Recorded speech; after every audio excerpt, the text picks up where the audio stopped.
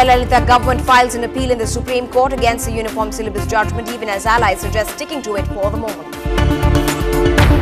A mason working in a neighborhood construction site is arrested for the murder of a 27-year-old woman from Mandaveli last Friday.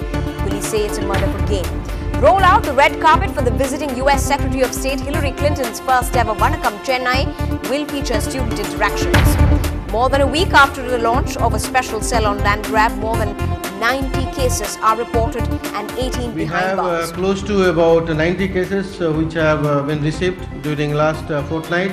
The Madras High Court placed frowns on encroachments, orders the removal of the same on the busy pavement of the NSE Bose Road in 2 weeks' time. And number this, the urbanization of Chennai stands at 100%. The city houses over 4 million people, accounting for 9.3% of India's urban population. And we bring you a special on the 3J spectrum, which features 2 actors and an award-winning director. Welcome to the Late Night News with me, Evelyn Matthew. Well, let's also take you through some of the rest of the stories making national headlines. India and the United States still have major sticking points on nuclear issues. Hillary Clinton links a clean waiver to Washington's liability concerns. No free passes or safe havens for terrorists. Ms. Clinton says she also has wide-ranging talks on the US drawdown in Afghanistan. A shocked and appalled James Murdoch along with Rebecca Brooks are grilled by a UK MP's committee in the phone hacking scandal. The Delhi police asked for the Lok Sabha Speaker's permission to question Amar Singh in the cash for votes scam. And Vijay Mallya says despite Bhaji suing UB Spirits for spoofing him in a TV ad featuring Dhoni, it will stay. A day after the Madras High Court spelled out the much-needed relief for students across the city, the Tamil Nadu government has stuck to its stand and moved the Supreme Court in the uniform system of school education. Today, the Jayalalitha government filed its appeal seeking a stay of the High Court order. Now, the petition by the Tamil Nadu government said that it was not against the implementation of the uniform system of school education, but it wanted to defer its implementation just so as to ensure the High Court's earlier judgment in the case. The idea was also to bring the system in line with the Central Act. But now the Supreme Court is likely to take up the case on Thursday. That's the day after. Yesterday, it was when the Madras High Court had struck down the Jayalalitha government's Amendment Act to defer the implementation of the uniform system. The High Court ordered the system to be implemented in this academic year. But in addition to the appeal to the Apex Court today, a petitioner in the common syllabus case filed a caveat. The caveat was filed so that petitioners would be part of the ensuing legal process at the Apex Court. Meanwhile, in a significant twist in this saga, the leader of the opposition, also the DMDK chief, Vijay Kant, has urged Amma to accept the uniform syllabus judgment and put an end to the impasse over non-distribution of textbooks to school students here. In a statement, Vijay Kant said that there was no dispute that the quality of the uniform syllabus introduced by the previous regime was of poor quality and urged the ruling government to edit school textbooks which eulogize the former chief minister, asking for a comprehensive educational reform act to ensure quality education for all. Captain also has asked the government to accept the High Court verdict and ensure the smooth functioning of schools. Now, the streets of Chennai have not been quiet post that judgment on the common syllabus. In fact, the CPM-backed youth organizations have raised slogans against the government's decision to appeal at the Supreme Court.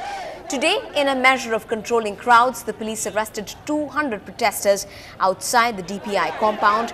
The agitating lot were demanding that the common syllabus be implemented soon enough.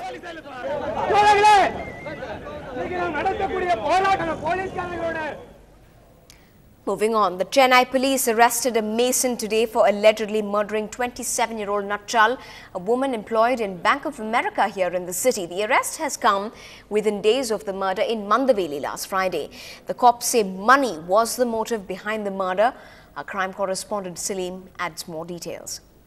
27-year-old Marimuthu, a mason, accused of murdering Natchal, reportedly entered the house on the pretext of checking a seepage in the wall. After she opened the door, police say he threatened her to give up her jewels. Police also say when Natchal raised an alarm, Marimuthu strangled her.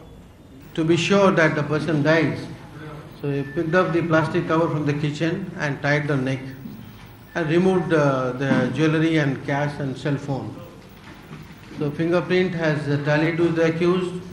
This is not the first time that a woman home alone has been murdered in Chennai.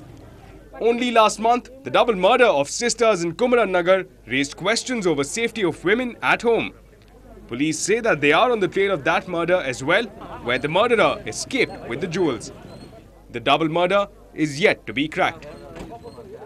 In-depth study on all forms of violence against women reveal that the offenders are not professionals.